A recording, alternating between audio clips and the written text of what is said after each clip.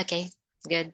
So, since we've discussed this earlier, I would just like to keep this short. I'd like to introduce QA pillars. We are here to help other QAs evaluate their CV by identifying possible gaps between their experiences and prepare them for future job opportunities. So, I would also like to introduce myself. I think I wasn't able to do this in the previous meeting. But Yes. yeah, you can call me Marj. I'm Oh, also a software QA specialist and I'm based in the Philippines. And I have 8 years of experience in both manual and automation testing. So can you please introduce yourself? sure, much.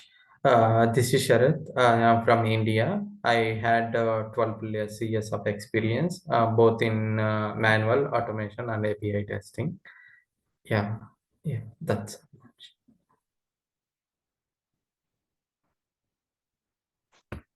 Okay, so in your CV, you mentioned that you use HPALM, version 1, and Jira.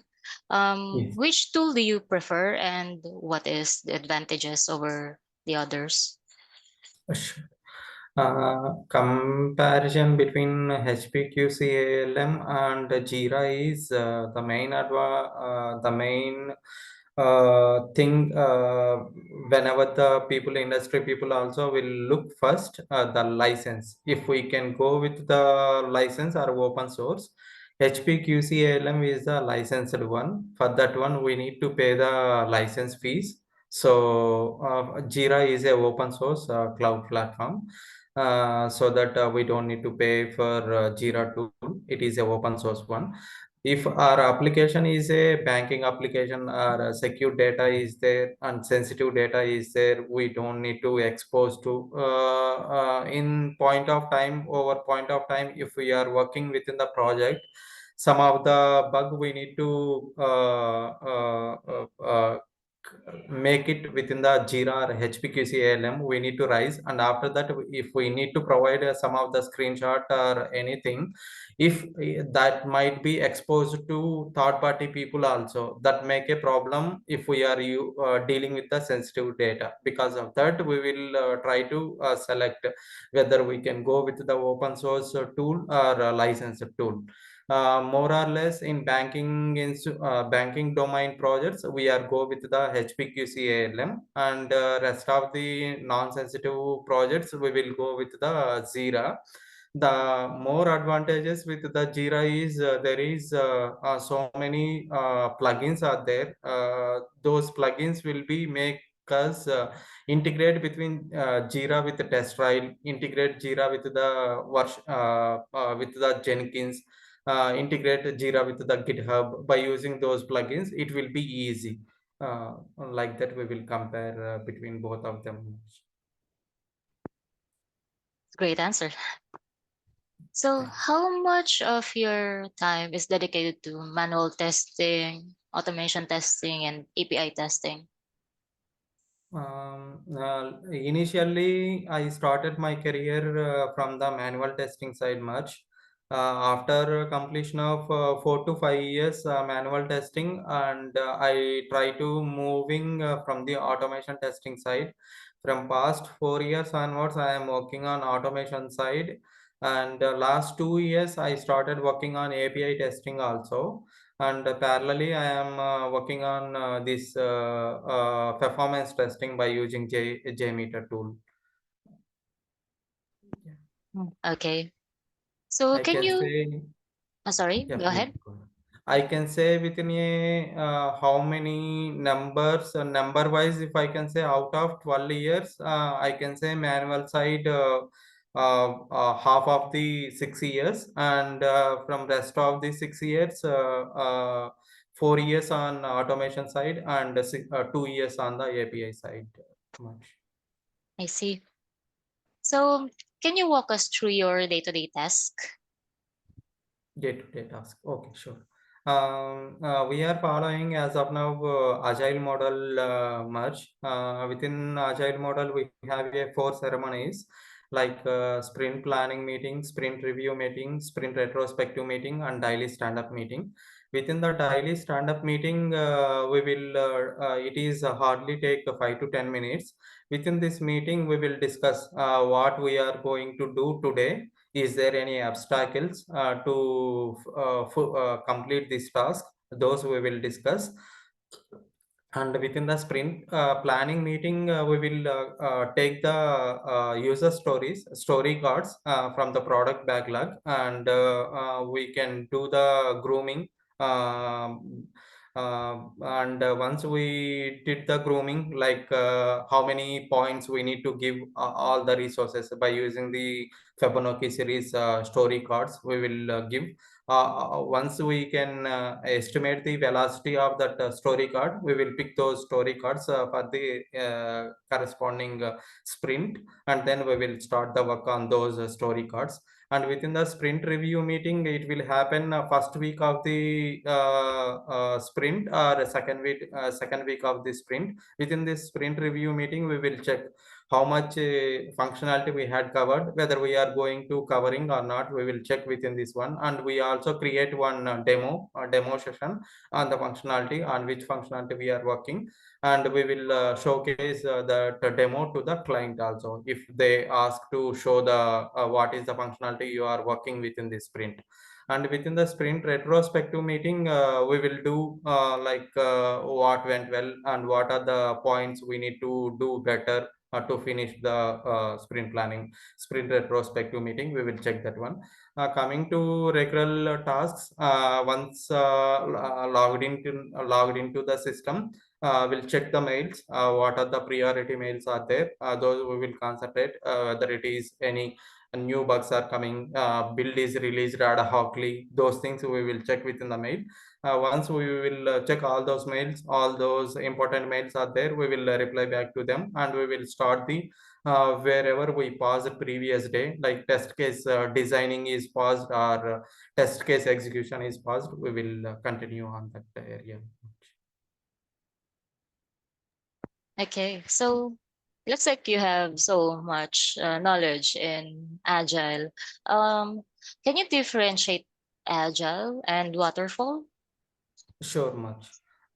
Within the agile methodology, we will follow less documentation much, and within the waterfall methodology, we will do everything documented basis, and as well as we will there is no any release cycles within the waterfall model. We will give end of the end of the product at the end of the terms of the conditions, like for example, our project is a 6 months project. Then we will give on the mid of the fifth month, or starting of the 6 months, we will provide the our delivery project delivery, so that we will keep within the alpha testing or beta testing environment. There they will do business user acceptance testing, user acceptance testing. Whether it is working good, then it will go to live. If there is any bugs are there, then we need to rework. Within the waterfall model, our shipment release will be happen on the end of the milestone. Whereas within the agile methodology, our application builds will go frequently by 2 weeks, or most of the time it will go on 2 weeks basis. Piece of the application it will goes, and sometime it may take 3 weeks, sometime based on the complexity of the user stories, it will vary the sprint. And it will go every pieces of the application build frequently, cycle wise. So because of that, if any bugs are there, if we can check within the periodically every 2 weeks, so that we can mitigate the end of the 6 months period. If it will come more bugs at the time, it will take a lot of time. So to overcome that one, we will going with the agile model. So within agile model, we can mitigate those bugs within the early stages only.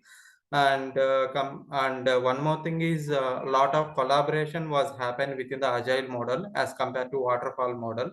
like every frequent meetings was happened, every day daily stand up meetings was happened, so that every new resource, junior resource, senior resource, everybody will be in the collaboration mode, so that they can share the knowledge of one of the person with the another person. That is the advantage as compared to waterfall model within agile model.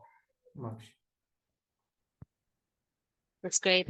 I'm sorry if you are hearing some loud background noise because it's currently raining in my area. No, no, no, no much. It is Yeah, not coming. thank you. Actually, that is coming from my side. I am sorry for that. I have a small kid. No, it's Because okay. of I don't hear any background noise. Thank you thank you. for confirming. Yeah. So you are currently a tech lead, right? A QA tech lead. Yes. Okay. Yes. Have you created any test plan before? Test plan, I was involved previously. I haven't done from the scratch to complete test plan much, but all the components, all the topics, what we will cover within the test plan, I was there to be part of that test plan creation much. That's okay. So how soon do you start testing?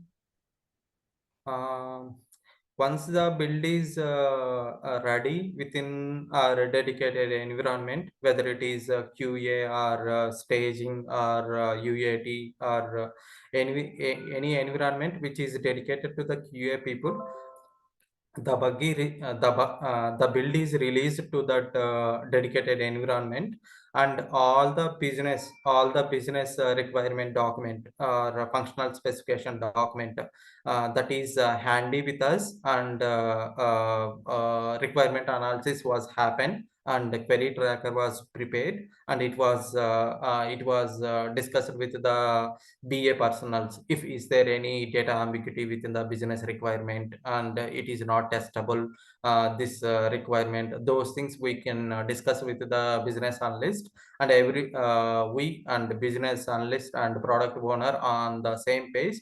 Then we will start the test case designing, and once all the test case designing was completed, then requirement traceability matrix we will map whether this requirement is mapped with the test cases. Then we will start the execution much.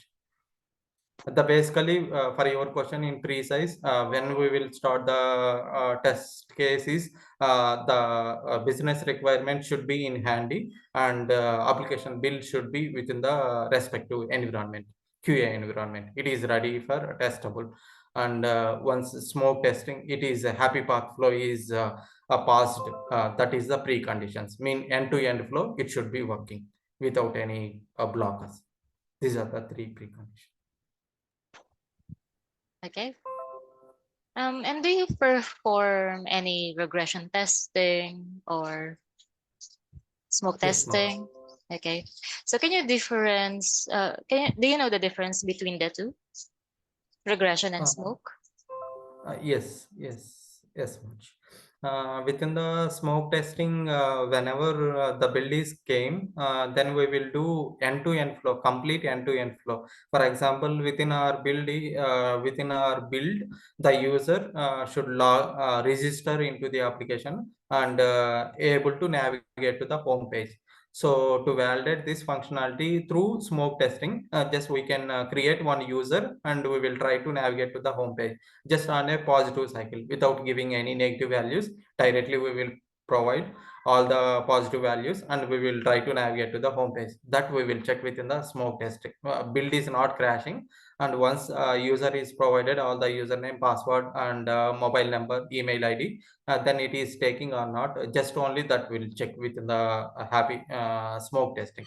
All the complete build is working or not.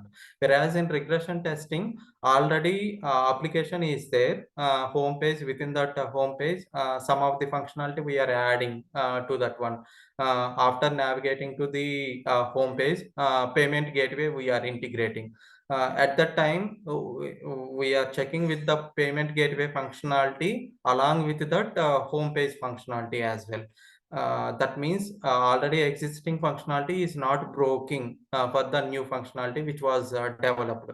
For the new functionality, already existing functionality is working or not, we will check within the regression testing.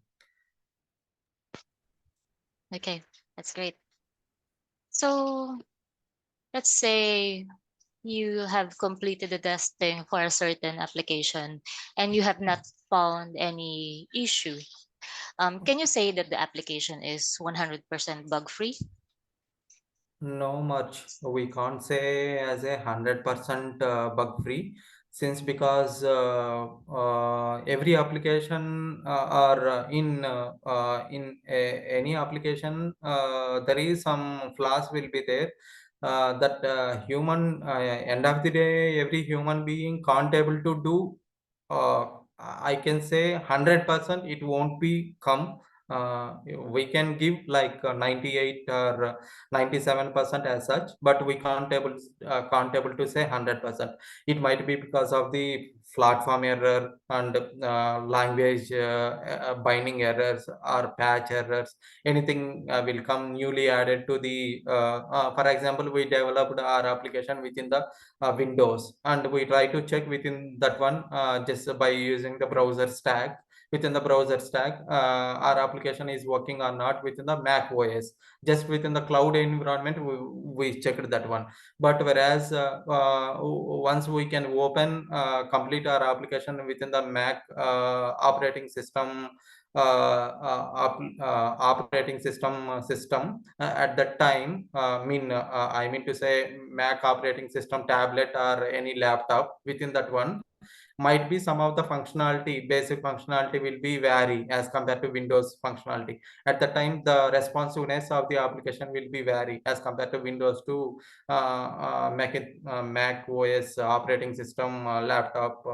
At the time, the application acts behaves differently. Those things we can't able to accurately we can able to say it is 100% working properly, since because it is a lot of time taking. Even we are doing cross browser testing and cross platform testing, we don't do completely lively how the end users, business users within the market they do. Those things we don't do.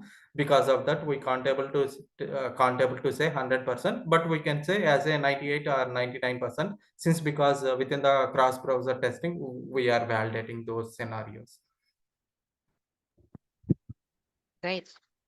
So have you encountered an escape defect and how did you handle it? Like a defect that made it to prod. If bug is a slippage to the production environment, at the time March, we will take as a top priority one bug one. Once we will get that one, this bug is occurred within the production environment from the client side or business people, whoever raised that issue, then immediately we will try to ask them, is there any reproducible steps from them, what is the test data they had used to generate to reproduce that bug. Those details we will collect if they can able to give to us, or else we ourselves go through that particular area of the application, and we will try to recreate that function, that bug. And if it is straightforward, we don't need to relay all those screenshots and test data. Directly we can go to that application and try to search for that particular bug. And if it is working as not as a business requirement basis, then immediately we will ask to our manager, make a time from the development team to fix this bug. It is hampering, it is in live environment, bug slippage was happen. We will make a triage meeting or something. We will give whatever previously we did, the defect report. Within that report, why this bug slippage was happened, regarding related supporting documents we will provide to him, and then the development team will start to fix that one. Good. So do you work with other QAs? Yes, much. Yes, Okay. much. So how do you set the standards for creating test cases? Standards, we will ask the our peers. We will follow 3 to 4 test design techniques, like boundary value analysis, equivalent partition analysis, error guessing, decision table. We will discuss what is the scope of these 4 techniques. So by using these 4 techniques, we will design the test cases. Within those test cases, we can classify those test cases as a 3 layers. One layer is GUI, user interface layer. Another one is functionality. Another layer is non-functionality. Within the GUI layer, we will check the font color and all the font size and grid alignment. Those things we will check within the GUI scenarios. Within the functional scenarios, we will check how it is working as per business rule or not within the functional layer. Within the non-functional layer, we will check for the performance of the application, like compatibility, portability, how it is working on the different browsers, how it is working on the different platforms, Mac, Windows, Linux, those things. And portability mean different sizes of the screens, like laptop, tablet, and desktop, on the different resolutions, how our application is working within the portability. And localization, within different regions, how our application working, like that we will check within the non-functional layer. Yeah, these we will discuss. And once the test case designing is happened, we will do the peer review analysis. Within this peer review analysis, if we miss any functionality to cover the requirement, then we will get from our one of the peer, so that we will add those ones. And if they can say that it is duplicate, that thing also we will get to know from the peer review, since because some of the other person is the best judgeable as compared to us, just because we will think that we cover all those things and we did 100% correct. But when another person reviewed our work, then we got to know sometimes it may happen we mistakenly added a duplicate, or we mistakenly overlooked some of the requirement, we missed that requirement. That we got to know from the peer review. Once it is done, we 100% covered all the test cases. Okay, it's a great answer. So just moving on to automation, what tools do you use and what languages do you use?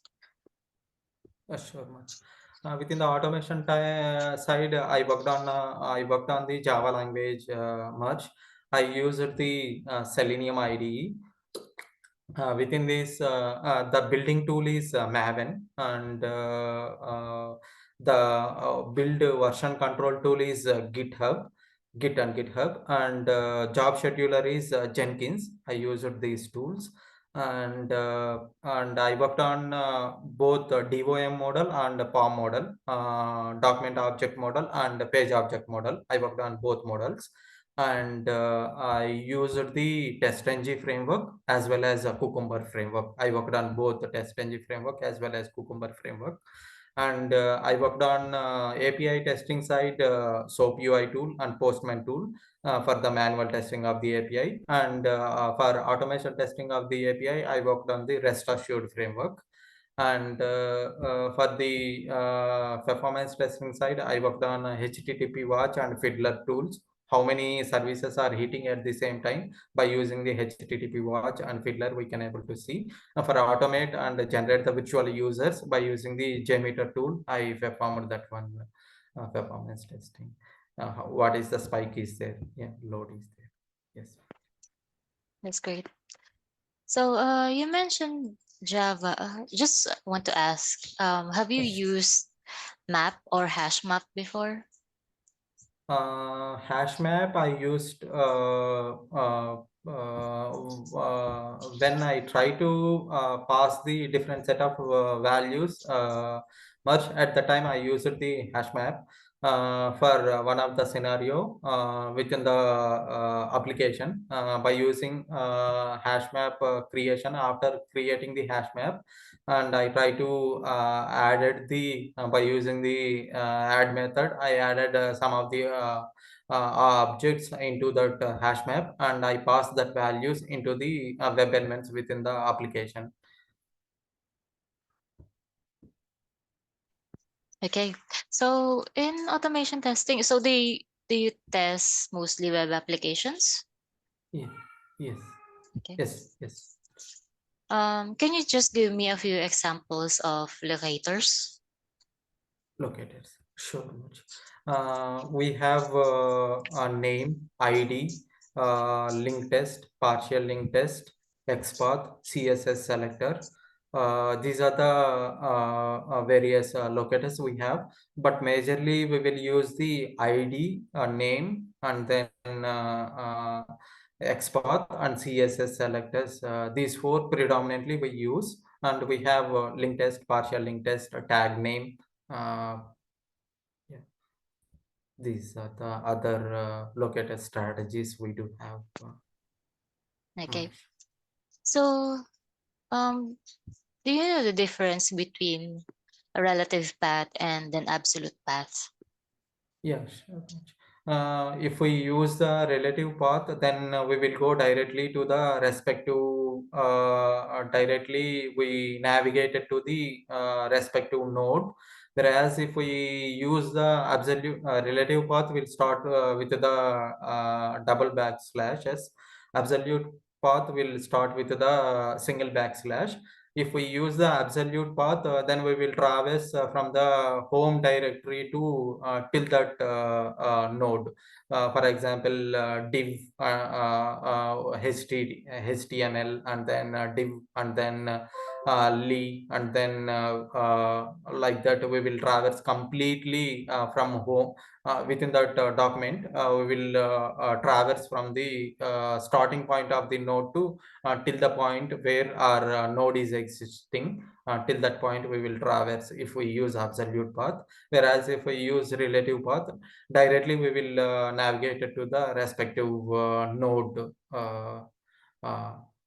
within the document, HTML document. Okay. So can you give me a few of the annotations, or I think in some tools they're called hooks, and how do you use them? Within the test ng or within the XPath or Cucumber much within the test engine. Yeah, Okay, sure. Within the whichever test is engine. yeah, whichever is your most commonly used hooks. Okay. Okay.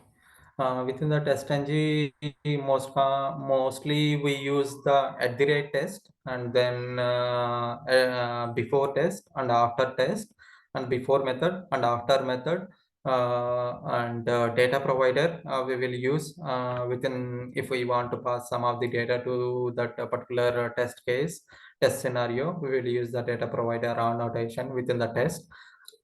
And we will use the priority argument for the test cases. Like if we want to make one test case, there is a dependency is there between one test case to another test case. At the time we will pass under the test annotation priority is equal to 0, priority is equal to 1, so that our execution cycle will follow the which is the 0 1, which is the 1 2 values. Based on that it will execute uh, mm, those annotations we will use within the XPath. These are the annotations, or we can say like different functions we will use. We use contains, text of, ancestor, predecessor.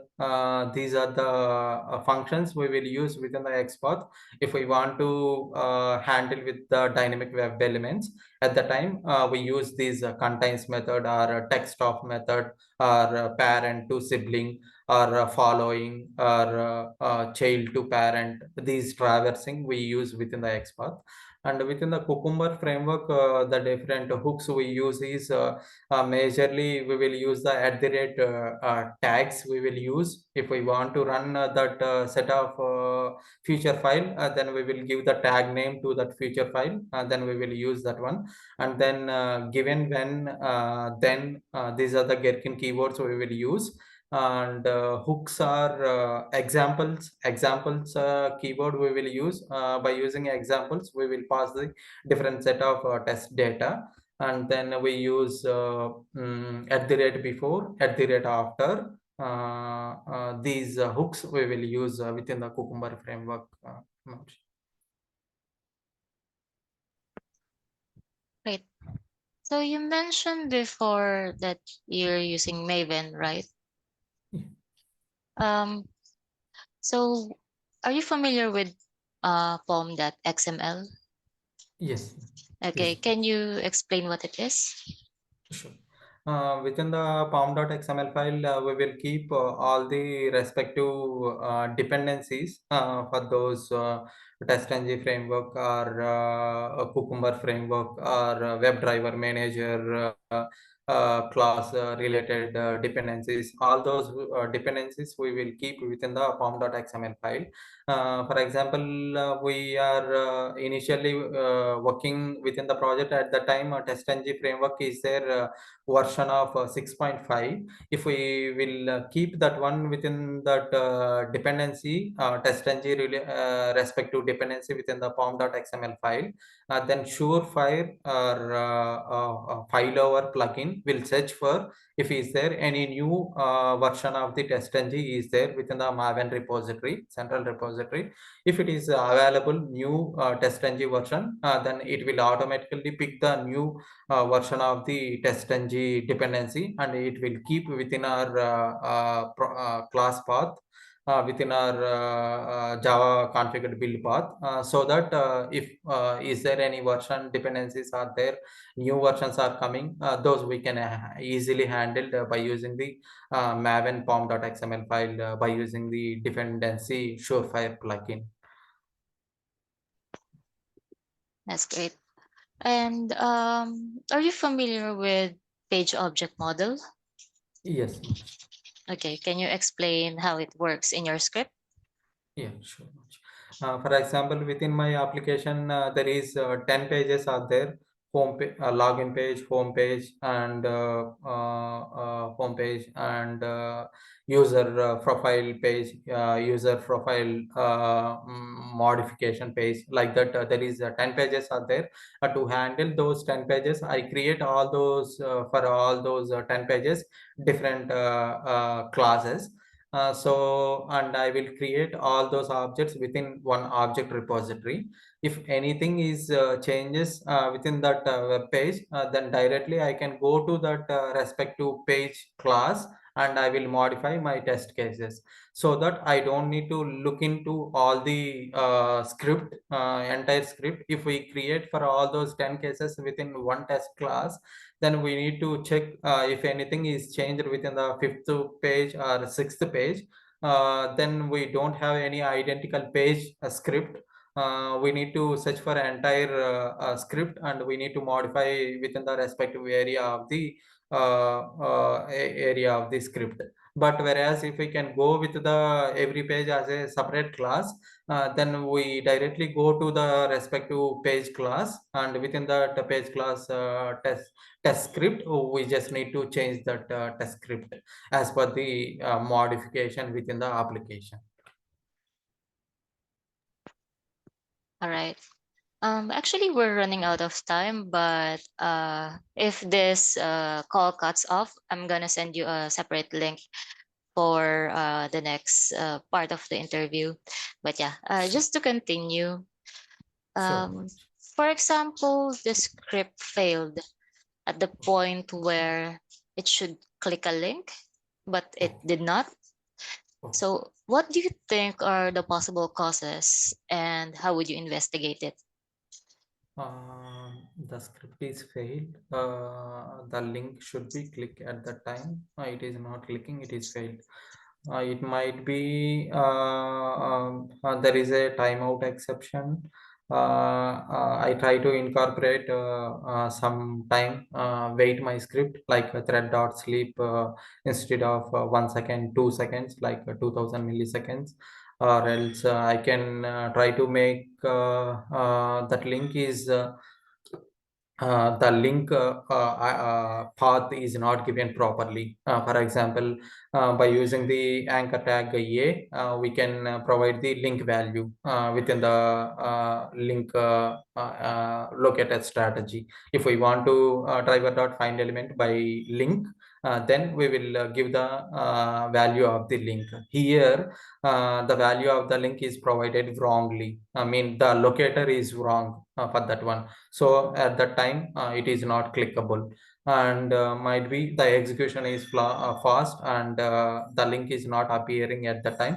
That is also one of the possible cause, so that I can make some of the waiting period at that before clicking that link by thread dot sleep time. I can increase some time so that it may click or not. That scenario also I will check, and in that case also it is not working, then I will go with the assertions, and I will check with it is clicking or not. I will try to take that link value, get a text style value, and once the I will get the linked text value, and I will try to pass within the assertion, soft assertion, asset equals to the actual value and the get value from the link. I will validate that one. If it is coming, then the only thing is the locator is not giving properly. I will make it come. Right. You mentioned using assert, and how is assert different? Uh, different different between sorry, how is assert different from verify? Okay. Assert and verify. We have two types of assets merge. Verify is a soft assertion, and assert is the hard assertion. Like within the verify or soft assertion, what we do, just we will pass the value assert equals to the expected value and actual value. If both are not matching, both are not same, at the time also our execution won't fail. It will continue. It will just say that it is not matching, and it is not working properly. Like that, it will show whatever we explicitly given condition. That will it will print on console, but execution won't break. It will continue on the rest of the functionality also. It is validate if we use a soft assertion or by using verify command, verify conditions. Whereas in hard assertion, if we give expected value and actual value is not matching, assert that, and we will give the conditions within that one, within the arguments. Then the arguments are not same. At the time, our execution will be break, and it won't continue for the rest of the fields validation. It will break there itself, and we need to again check for assertion, and we need to modify why it is assertion is breaking. Then once we modify, then only we can able to start execution rest of the functionality if we use with the hard assertion. Good. Actually, we only have less than a minute. All right. So just to continue where we left off, yeah, we already had assert and verify. Okay. So you mentioned earlier that in manual testing, you do peer review, correct? Yes. All right. Do you also do this in automation testing? Do you check your fellow QA's codes? Yeah, sometimes much based on the time permits, we will do the peer review. Generally, within automation testing, once we do the code checking, then it will generate the PR. pull request. It will call different organization different name. Some of them it is called as a MR, merge request. Some of them call as a PR, pull request, like that. Once that pull request is generated, within that one, it will shows the within the Git, it will show all the changes, whatever is done by our peers or testers. Whatever they made changes within the script, that will shows everything, even single white space also within that merge request, so that review was happened. It will be most of it is the standard best practice. It won't directly merge to the master branch. Before merge to the master branch, review was happened. Once the pull request was reviewed, then it will be merged to the main branch from the local separate branch, which was allocated to the respective tester, from that tester branch to the master branch. Before that, the pull request was reviewed, and then only it was merged. So that yes, it is done both manual. Yes, within the automation testing side also peer review was happen much. Okay.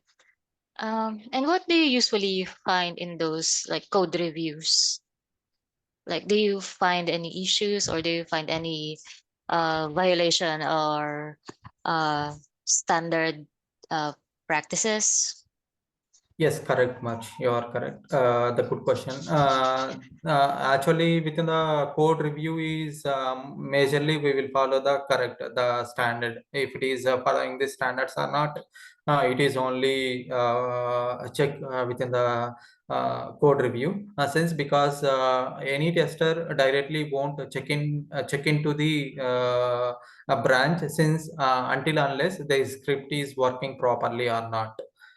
If script is not working properly, most of the testers, they don't try to merge that one, since because we will give as a standard instruction that one, if it is do dry run within your local environment, if it is working properly, then only you can merge the script to the branch, like from the local system to the branch, like that we will give the best practice within.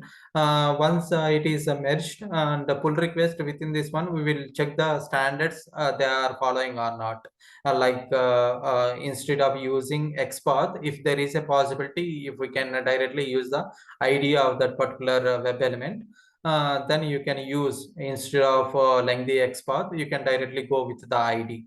And if we are using multiple sets of data, instead of using hard-coded values from the object repository, you can go create a test data file, Excel file, and we can read Apache PyCharm file, and we can pass those values into that one. Those kind of recommendations and those things we will do within the pull request review standards. We will check within that one much. Great.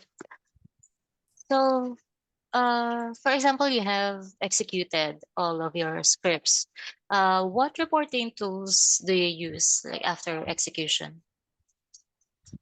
Within TestNG, we have by default, once the execution is complete, we can refresh our project.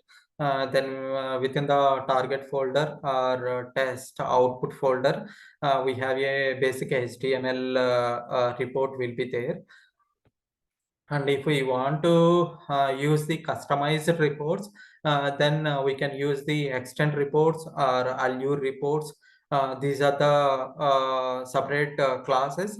We need to invoke those classes within our script, and we will by using the iTest listener or whatever the listener, if we want to keep within our report all the actions what we are performing within our functionality, those also we need to keep within our report. Then we will use the iTest listener or test break listener. Different listeners we have within TestNG, those listeners we will use. And then external third party reporting classes we will use, like allure report or extent report. If we want as a pie chart or pie bar within our report, then we will will use them. Basically, most of the time we will go with the basic HTML. All right. So, um, how do you know when to stop testing? Okay. Very good question. To stop testing is once we got to know the functionality, it is covered.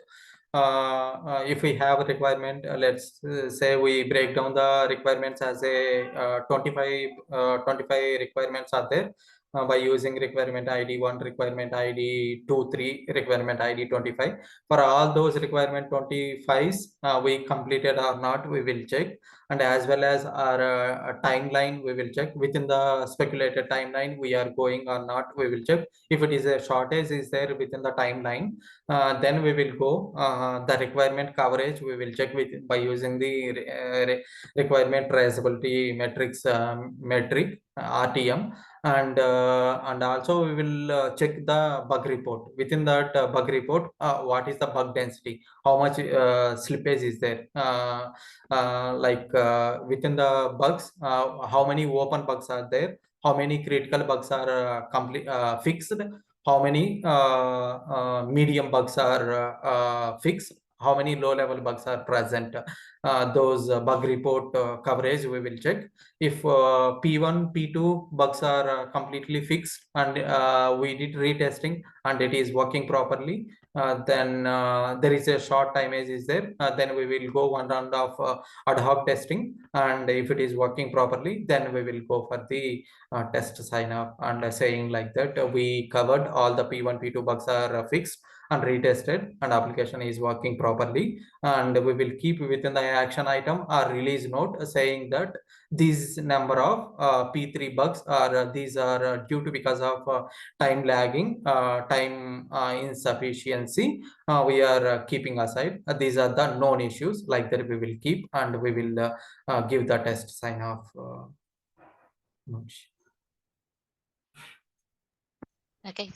So, um, when you have they call this the manual test results and the automation test results, how do you communicate these to the stakeholders?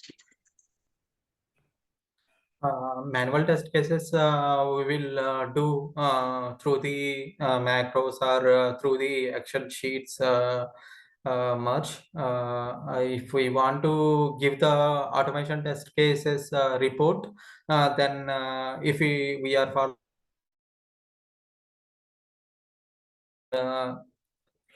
within the Jenkins job, once it is triggered, it will generate the report to all the cascade to all the mail IDs. Like within the DL, we will distribution link.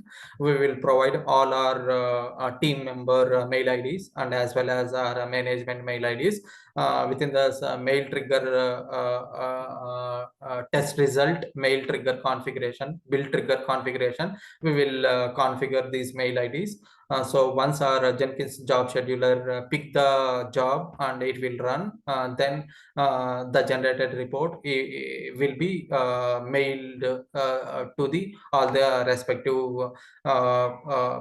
persons whoever configured within the build trigger mail configuration setup. Okay. So moving on to API testing, how is API beneficial to the overall quality of the software testing? The API main benefit, Marj, it is we are validating the application functionality before it is coming to the GUI level, front end level. We are mid level itself. We are validating, so we are saving lot of time.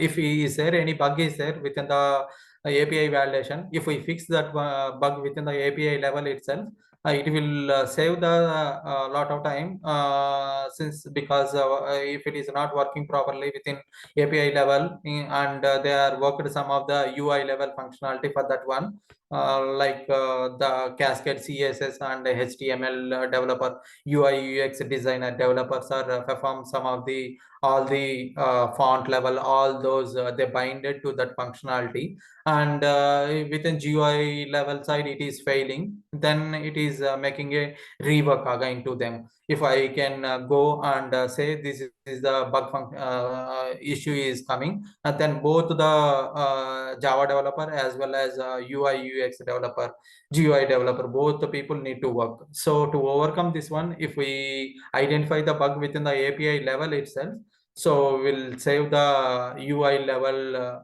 developers time, and we will mitigate the within the API level itself.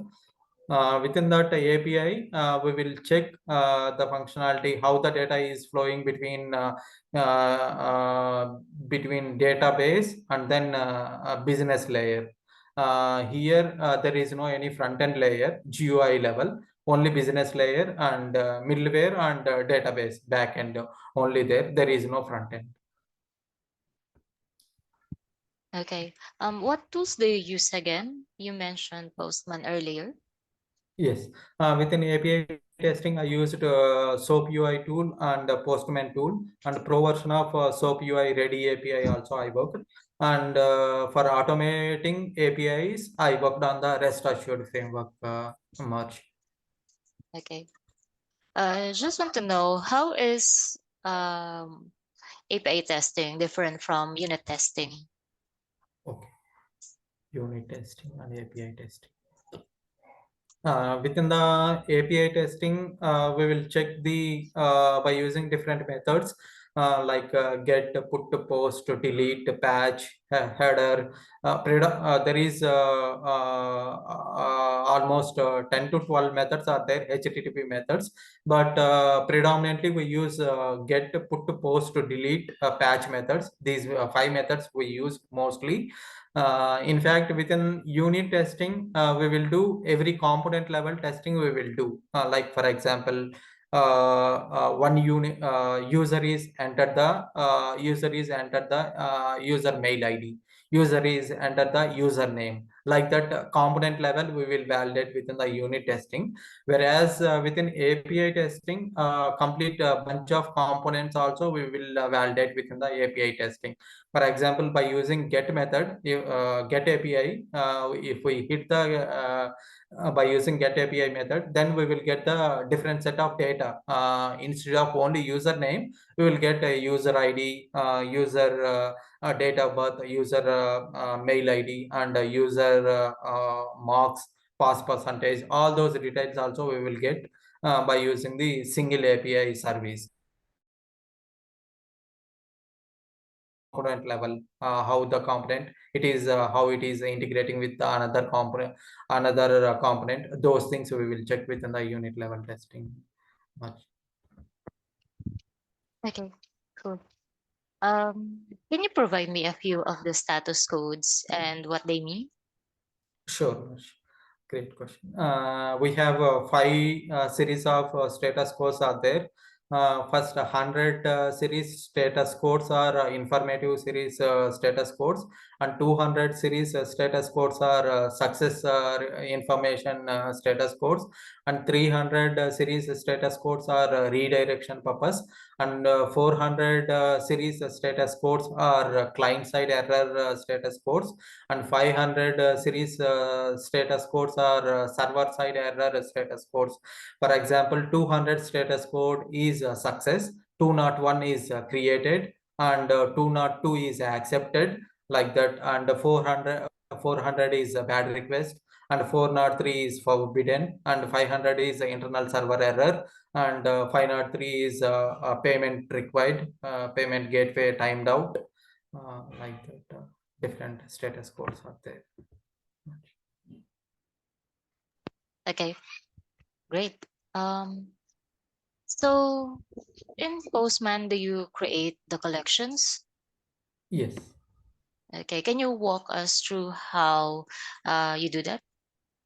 Within the YAML file, once we will get the YAML, YAML file, then we will take the export the YAML file as a JSON or XML.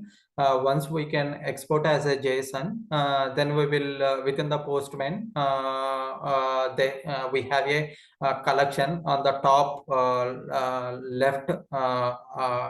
left side, left corner. There is a collection option. Once we can click on collection option, then it will ask for the import from the Swagger API, or import from the JSON file, or import from the XML file. Like that, we have a option. Once we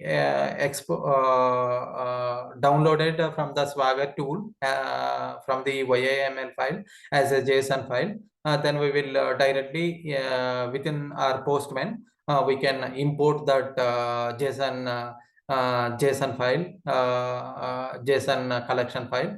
Then it will show all the schema of or set of all the APIs within the collection, particular collection. If we want to pass any environment variable, then we will create the same environment variable from the YAML Swagger IO. Then we will pass. We will within that Postman tool. There is a top right corner. There is an environment variable option will be there. There we need to click, and then we need to pass our environment variable for that particular collection, so that these environment variables are nothing but some of the set of variables. These variables are configured with the authentication key or username or password, and then API URI, and then if we want to pass prescript condition values, those we will keep within our environment variables for that particular collection. All right. So is there any difference between put and post operations? Put and post. Within the put method, within the put operation, we will change partially that particular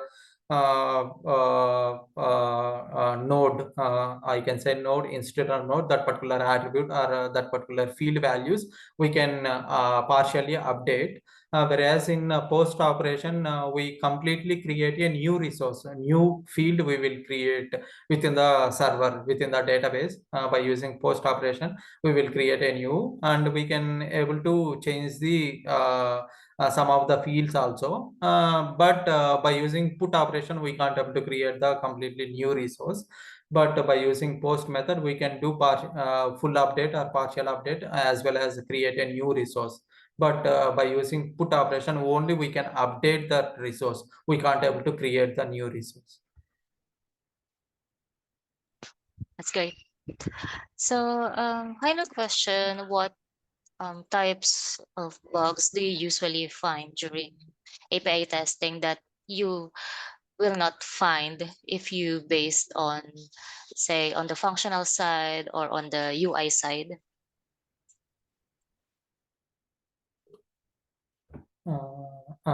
Would you please come again once, Marj? Could you please come again? Okay.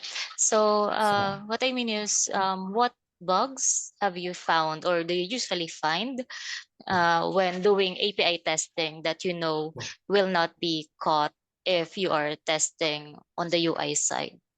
okay, great question. We can see the response time. The response time of the API, we can't able to see within the GUI side. For example, like if we want to hit any of the API service, then how much fast the response is retrieving from the server. That metric we will validate by using the response time. Within the response body, we can see response time. That response time we can't able to see within the GUI validation, as well as the authentication token that we can do by using the username and password, the authentication. The only thing will be vary from the GUI to API. Within the API, which we can cover and which we can't able to cover from the GUI side is response time. We will validate within the APIs status codes, and then response body, different set of response body, the same thing which is present within the GUI side also. If we want to submit the if it is a get method submit, then the values will be displayed. If it is post method, then we will create that record that will be shown. Only the thing which we can't able to see within the GUI from the API side. As of now, I am unable to collect that one properly, Marj. I am sorry. No, that's fine. But that actually concludes my our mock interview. And would you like to hear a few feedbacks? Sure, please, please, Marj. First of all, I think since you have more than 11 years of experience, I think you answered really, really well. And I wish I could ask more questions, but we don't have that much time. We're actually over like an hour now, right? Yes, So, yeah, that's great that you managed to answer most of the questions, even the ones that is, for example, the last question that I asked yes, was, yeah, even that you managed to provide a very, what they call this, detailed answer. What I would say is that, first of all, in your CV, I think there should be a way for you to what they call this, shorten your professional summary and your accomplishments, or no, roles and responsibilities. So some of these are kind of redundant, your bullet okay, points. So it would oh, be great to have them in sort of one section instead. And, you know, it's a, I mean, it shows that you have a lot of like experience, but it would be easier for the recruiter, for example, to see them in a more visually appealing way, in a more, how can I, arranged or organized way. So yeah, I yes, think there are several templates. For example, on Google Docs, there are several resume templates that we can use.